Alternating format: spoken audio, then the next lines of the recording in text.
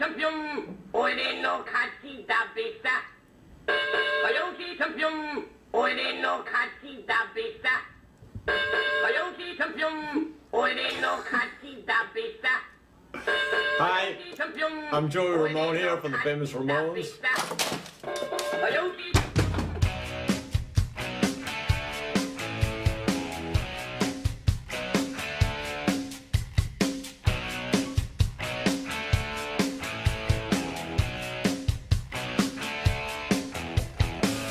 I remember like when the Ramones first came on, came out, it was like kind of us versus them. People don't realise how grim it was in the mid-70s. Rock and roll didn't need an oxygen tent. I think it needed an iron lung at that point. It was radio who was, they didn't want to play anything new. They just wanted to stick to the safe stuff. Jimmy Osmond and Yes, and people, not together, but I mean, oh God, it was such appalling crap. The Ramones came on, and they were totally unique, and they did not kiss any ass whatsoever. After we were signed, it was Talking Heads, and then the Dead Boys and Richard Hell and Sham 69 were signed as well. It didn't matter if, you considered yourself geeky or dorky or smart or dumb or ugly or handsome or cool or not cool. I can remember the first interview I saw with them in like the late 70s on TV. It was the first time I saw like a band, tell the interviewer just screw off, and just walk up and get off the camera. I was like, man, I didn't know you could do that. With the release of our album in '76, we sort of, we kind of infiltrated into the mainstream and sort of turned things around 360 degrees, It seemed to be something that was all about just, this attitude of just being an alienated American teenager. What really mattered was, the music and the way it was played and the way it was executed and presented. And really revolutionized rock and roll and gave it a real kick in the ass and brought back the attitude and excitement and fun that was no longer there. I did not look like Robert Plant, I wasn't as flamboyant as Jimi Hendrix, I wasn't cool as Joe Perry, I didn't play guitar like Van Halen. I was a young musician, and I wanted to be like my idols, but I, physically and personally I was not like them, and I knew that. If it would have only been virtuosos that I would have looked up to as a little kid, then I would have never gotten started, because it was just too frustrating to think, oh, well, maybe I can play like Jimmy Page in 10 years, For me, that wasn't enough. Because they would never expect it. Mm-hmm. Yeah, I mean, he's just like a music fan, a music buff, a nerdy music buff. Yeah, he's just like a big dork and like just all gangly and just like funny looking, and it's okay for him to be like a rock star. When you look at Joey Ramone, you think no Gentile could be that ugly. He has to be a Jew. I think Joey is like one of the sexiest men on earth. Right.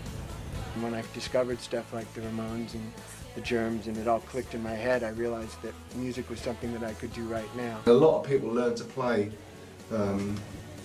guitar and bass to the Ramones because it's easy to play along to. It's not easy. I mean, if you try and write a song like that, it's bloody difficult. They were really sort of genuine American kids without any sort of school pretensions, yet musically and lyrically they were far more sort of radical and avant-garde than any of these other bands could actually sort of express in a way. The people that really start like whole genres and stuff like that is because they don't care about being recognized, and all that time that other people are wasting on getting recognition, they're spending on being more creative. There were like a few like pioneers scattered here and there that were passionate about the music, you know what I mean? It wasn't strictly about big business. It was still about the music, you know what I mean? See, I feel there's a way for everyone to be able to make their quarters, but still be able to play, like everything. And we were playing clubs in New York, particularly the Coventry, which was a club in Queens, and there would always be this tall guy in the background with these glasses on and this Beatle haircut, and he was at least a head and shoulders above most people. And it wasn't until this band called the Ramones came out that I said, hey, there's that guy, and it was Joey. It wasn't just a self-aggrandizing thing at all for him, which is usually when you see rock and roll, it's a very kind of nihilistic, nepotistic exercise for people, and it can really consume you. It's all about you, and it's like people asking about you, and like, let's talk about you for a while, and it's like, okay, you know, so it gets, it'll drive you insane because you become so self-centered. Rock and roll is all about expressing your individuality, and he ignored all the trends. He didn't follow anything. He set his own trend. He was so cool. I mean, he was the coolest because he didn't try. My favorite memory, I think, vivid of Joey is in the middle of Rock and Roll High School when he gets the pizza and like he goes, and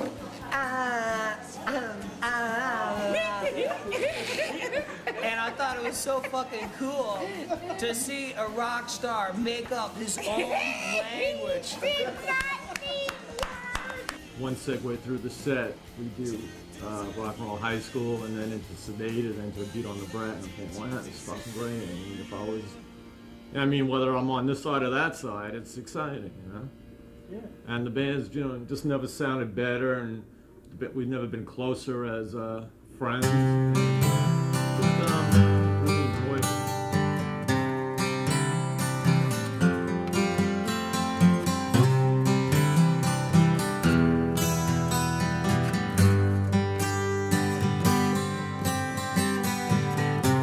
Sitting here thinking of you, and I'm waiting for that railroad to go home. Oh, oh, oh, oh, oh. Sitting here